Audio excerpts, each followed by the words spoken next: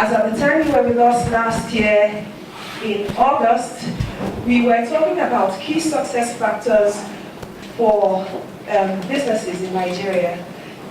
Since that time, well, let me also say that this experience sharing session is part of the way LBS seeks to ensure that participants get best practices. And like since the time you've been here with us, you have opened the $1 billion plant in Ibese. You're planning to commission the second phase of Obajana, which is the biggest cement plant in West Africa so far. I think that we all know that Forbes recognizes you as the richest man in Africa and one of the richest men in the world. And of course, there's several other numerous awards. Well, seeing that you've been able to achieve so much, we felt that we should hear from you about the magic of thinking big and key success factors in business. So without saying much more, I'm going to ask Alaji to speak with us. We're going to speak, he will speak with us and we'll have the opportunity to ask questions. And afterwards, we'll have a photo session where different classes can take pictures with him. And then we have a cocktail where everyone can also continue with the one-on-one interaction with Alaji. We hope to finish by 12:30. Thank you. Okay, thank you very much. Well, you know, I think we're one of the largest conglomerates in Africa. It wasn't really an easy thing, you know. We went through hell. Even now, we're still facing issues, but you know, we're doing better than a lot of people. We're highly diversified in terms of products portfolio.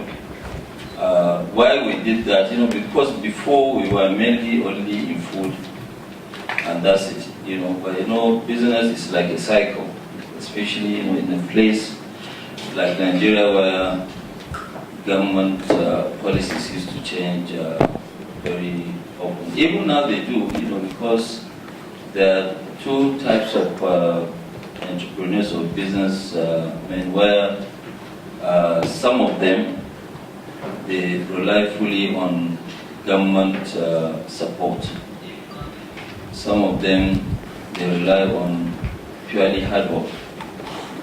The ones that I call you know, those that they fully rely on government support, you know, these are people that will always go to the government, and you know, they normally don't get to Abuja until middle of the night. They get into the villa and then they, you know, talk to them to give them an import waiver on what somebody is producing, so that they don't pay duties, they don't pay taxes, and you know, they just make easy money. And they cause quite a lot of distortions in terms of, you know, somebody who is struggling. I know the hardest part of business in Nigeria is that, especially our type of business, once we arrive somewhere, the whole community, even the extended community, they actually let government go of their responsibilities. You know, they hold on to us in terms of roads, in terms of power, in terms of water, education, including, you know, empowerment, you know, making money and whatever. So, you know, that's why sometimes, you know, the money you have to spend that has nothing to do with the business is quite a lot. And you have to really do your numbers right, otherwise you might end up, you know, shortchanging yourself. And we focus on a lot of, thank you. We focus on a lot of value added, you know, where we want to use local raw materials to turn them into something, you know, rather than importing, you know, because we believe we need to conserve the foreign exchange. Yes, today maybe we have 37 billion, but when you look at that 7 billion in terms of the population that we have in Nigeria, and also our test for imported products, it's not really a big sum of money. You know, we've been to 68 before. We're now at 34. And, you know, you'll see what we've been doing. Even when the going was good, we have already planned to totally almost become an export-oriented company by the year 2015. And it is one of the things that you always have to think ahead. In business, sometimes what is good today might not be good tomorrow. So you need to, look at it. If you have the means, there's nothing really like diversification. Sometimes you do quite a lot of diversification, and then you consolidate before you move forward. You cannot just keep expanding, because sometimes when you over-expand, it can cause a lot of crisis also. So you need at least once in a while to consolidate and go on. Go back. But you can see already the vision of the company is to be a world-class enterprise that is passionate about the living standard of the general populace, and also high returns to stakeholders. Our mission is to touch the lives of people by providing their basic needs, and then core values: customer service, entrepreneurship, excellence, and leadership. In the early days, when we started, I started in 1978, and when I came back from Cairo, I decided, okay, maybe I will just work a little bit, with the family, and decided that, okay, maybe the best thing to do, because normally in our own, family, they allow you to try.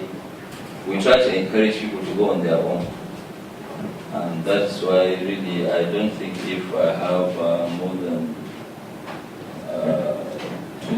two relatives, maybe three, including directors that are coming from my family, both from my mother's side and my father's side. I don't think, including myself, we are not more than 4 or 5 of us in the whole group.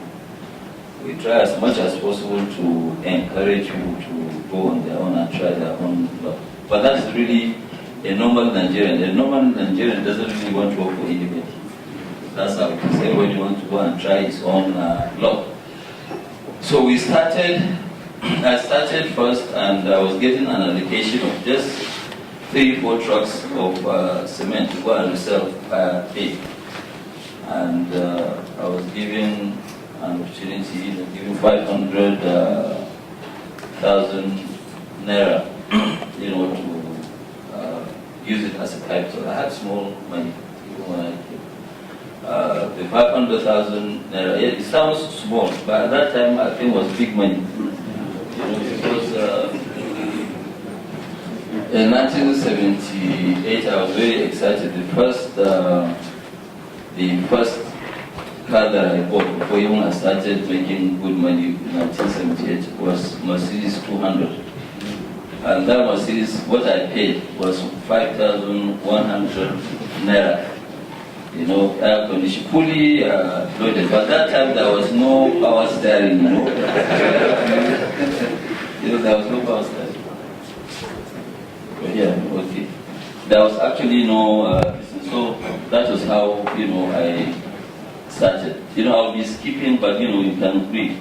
And during that time, we concentrated on, general goods. Why general goods? Because whatever that we lay our hands on in terms of import license. There was import license before in Nigeria, up to 1986, which was when General Babangida came into power.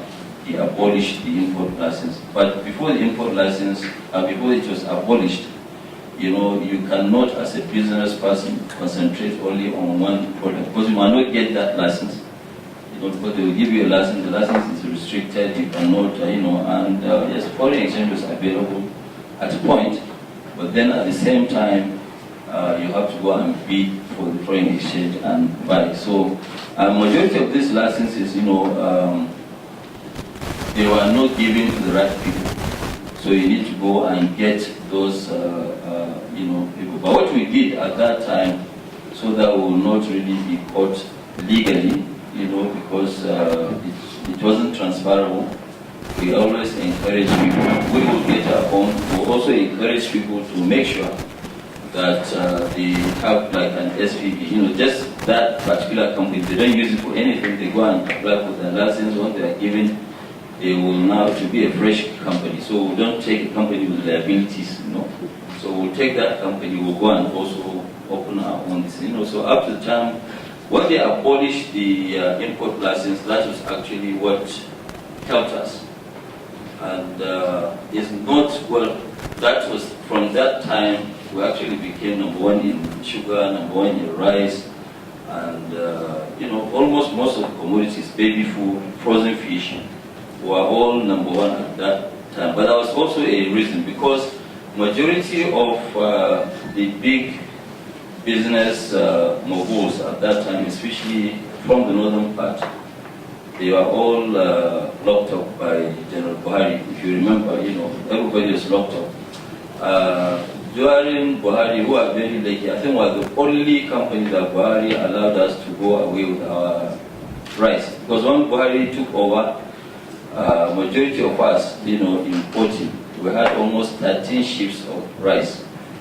The day that he took over, I think 2-3 days later, he declared that, look, rice must be sold at 36 naira back, and the price was about 60 at that time. But we were lucky actually, he did not take our own, he seized 12 ships, we ended up getting our own. And the money that we made was quite a lot of money, because yes, we made extra, despite the 36 naira price, we sold at 66 naira. And what we did was that somebody will have to pay us cash with no receipt for 30 naira. And then the rest you go and pay. You pay the 30 naira in the house in Sulele. And then then you go and pay the official price at our office in Papa. And that was, quite a lot of money. It sounds small, 30 naira, but 30 naira was really big. So we did that, we went through that. Luckily for us, what we did, we actually reinvested, most of the money into the business. We are not really sharing money, or we are not really extravagant in terms of lifestyle. And we tried as much as possible to keep most of what we are making in that business. So I think it was 1997, we had a retreat with Anderson at that time, which is now APMG. The retreat, what we did was that, because, during these years, up to 1995, thereabout, we couldn't really turn around our money. We had actually so much cash. We were just trying to see what we'll do with money, really, at that time. Well, we don't really borrow money at all. We've never really borrowed. The first time we borrowed money was 2001. And, at that time, what we tried to do was to say, okay, fine, how do we just turn around our money? And I think that was the time we tried a lot of this. We bought, we got a license for Liberty Merchant Bank. And instead of the normal 6 million naira as the capital of the bank, we started that bank with 30 million. Because our dream was to see that we have the biggest and also the most powerful, the strongest bank in the country, merchant bank.